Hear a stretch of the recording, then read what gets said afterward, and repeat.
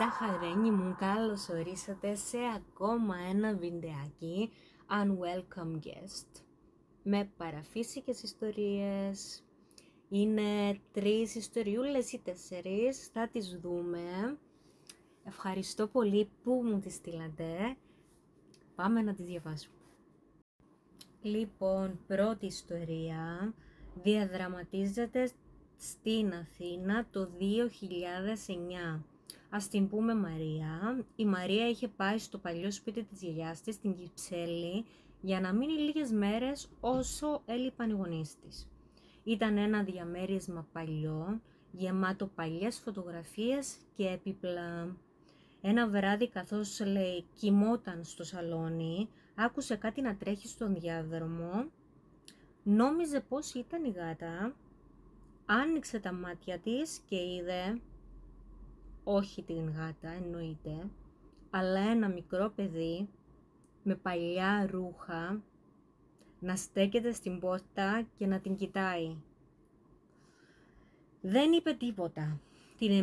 Την επόμενη μέρα ρώτησε τη θεία της. Εκείνη χλώμιασε και της είπε: «Εδώ παλιά έμενε ένα αγοράκι που πέθανε πολύ μικρό και η γιαγιά σου έλεγε πάντα πως ακόμα τρέχει στο σπίτι».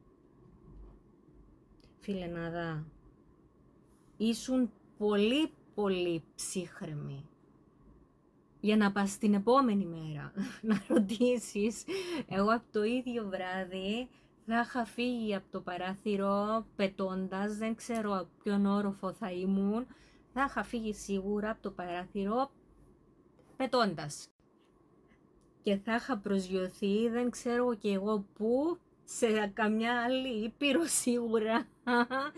Πολύ ψυχραιμία, σε θαυμάζω, μπράβο. Η επόμενη ιστοριούλα μας διαδραματίζεται στη Θεσσαλονίκη το 2017. Ας πούμε το παιδάκι αυτό, το παιδί Κώστας. Ο Κώστας είχε μόλις μετακομίσει σε μια γκαρσονιέρα στην Άνω Πόλη. Ήταν ήσυχη, με ωραία θέα, αλλά κάθε βράδυ στις 2:30 ακριβώς άκουγε ένα δυνατό χτύπημα στον τοίχο πίσω από το κρεβάτι του. Πίστευε πως ήταν ο γείτονας, μέχρι που μια μέρα ο τοίχος αυτός ήταν εξωτερικός, χωρίς διαμέρισμα από πίσω. Άνοιξε το κινητό του και τα κατέγραψε τον ήχο. Όταν το άκουσε αργότερα, υπήρχε κάτι παράξενο μέσα στη σιωπή. Μια φωνή πολύ αχνή που έλεγε «Μη μ' αφήνεις». Ρε Κωστά, πρώτα απ' όλα, δεν είμαστε, φιλαράκι μου, όλοι αρχιτέκτονες. Δεν είχες καταλάβει ότι το δωμάτιό σου εκεί που ήταν δεν υπήρχε άλλο κτίριο από πίσω? Πώς γίνεται αυτό? Δεν γίνεται. Εντάξει, κι εγώ είμαι λίγο τραλάλα, εντάξει, λέμε τώρα. Αλλά να κοιμάσαι και από πίσω να σου λέει «Μη μ' αφήνεις», εγώ θα αφήσει το διαμέρισμα. Θα ζητούσα αποζημίωση για την τραγική εμπειρία που είχα περάσει, τραυματική θα έλεγα, και θα είχα ζητήσει επίσης να ρίξουν και τον τοίχο για να έβρουν την χαμένη Ελένη που ήταν χτισμένη μέσα εκεί. Θα την άφηνα. Σίγουρα θα την άφηνα, αλλά κάτι είχε χτιστεί μέσα στον τοίχο. Το πιο πιθανό. Η τρίτη ιστορία μας διαδραματίζεται στην Ηλία, έτσι είναι, το 1982. Να πούμε πάλι ότι η Ελένη μεγάλωσε με ένα παλιό καθρέφτη στο σπίτι του παππού της. Ήταν ξύλινος, κονισμένος και πάντα τον απέφευγε. Έλεγε πως όταν ήταν μικρή είχε δει τον εαυτό της μέσα στον καθρέφτη να την κοιτάζει. Όταν τον κοιτάζει, σε κοιτάζει, λογικό δεν είναι? Αλλά με καθυστέρηση, όχι σαν αντανάκλαση, σαν κάποιος άλλος να την μιμούνταν. Ο παππούς της έλεγε πως ο καθρέφτης είχε δει θάνατο. Μετά τον θάνατό του, η οικογένεια προσπάθησε να τον ξεφορτωθεί. Όσες φορές και αν τον έβγαζαν από το σπίτι, την επόμενη μέρα ήταν πίσω στο ίδιο σημείο. Μήπως η γιαγιά δεν είχε πεθάνει? Δεν μας λέτε κάτι για την γιαγιά. Δεν είχε πεθάνει η γιαγιά, είμαι σίγουρη. Πήγαινε, έπαιρνε τον καθρέφτη στα κρυφά και τον έβαζε στη θέση του, γιατί οι γιαγιάδες έχουν και ένα κόλλημα, δεν αφήνουν τίποτα να βγει από το σπίτι, ούτε καν οι ίδιες δεν φεύγουν. Ναι, να σας πω την αλήθεια, πιστεύω πάρα πολύ ότι αντικείμενα τα οποία ανήκουν κάπου, σε κάποιον, αφήνουν το στοιχείο τους στα αντικείμενα όταν πεθαίνουν. Προσκολιούνται πολύ μαζί τους και όταν πεθάνουν αφήνουν τα αποτύπωμά τους.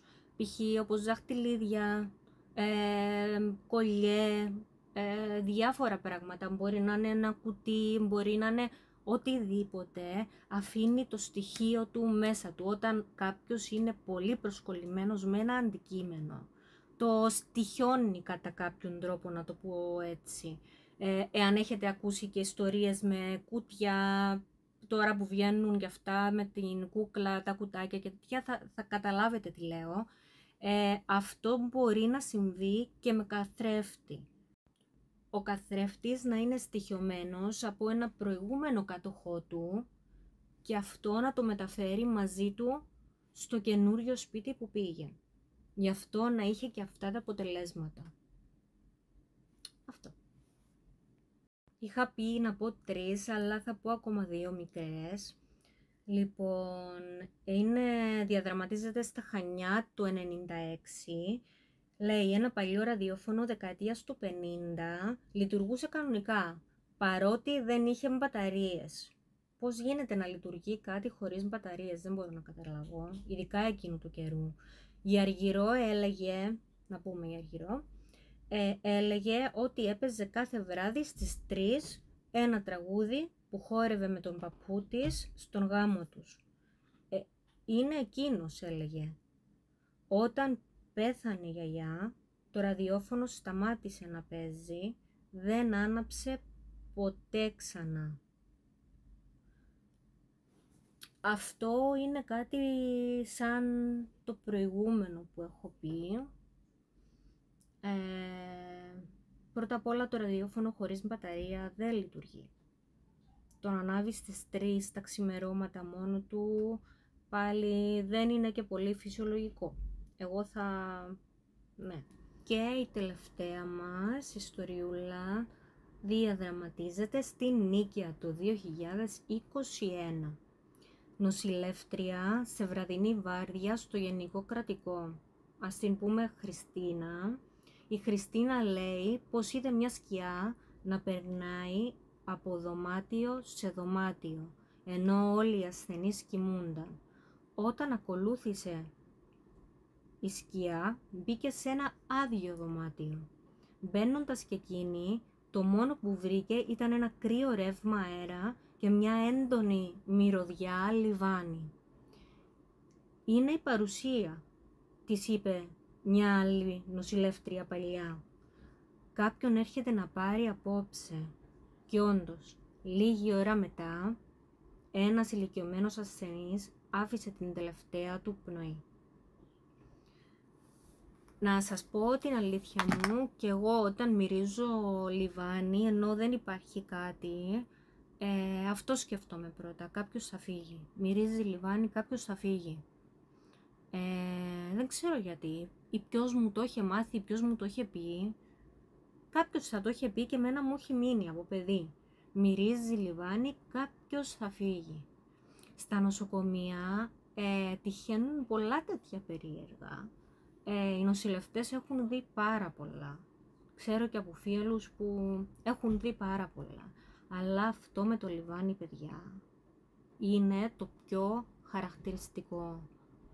Όταν μυρίζω λιβάνι, κάποιος θα φύγει και φεύγει. Δεν ξέρω τι συμβαίνει. Το φοβάμαι πολύ αυτό. Αλλά ναι. Λοιπόν, ζαχαρένι μου, αυτά από το Unwelcome Guest.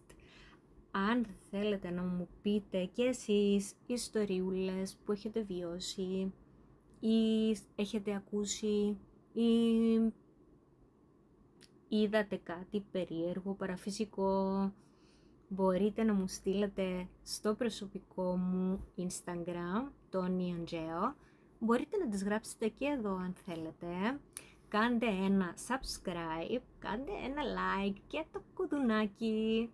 Σας ευχαριστώ πολύ. Τα φιλιά μου.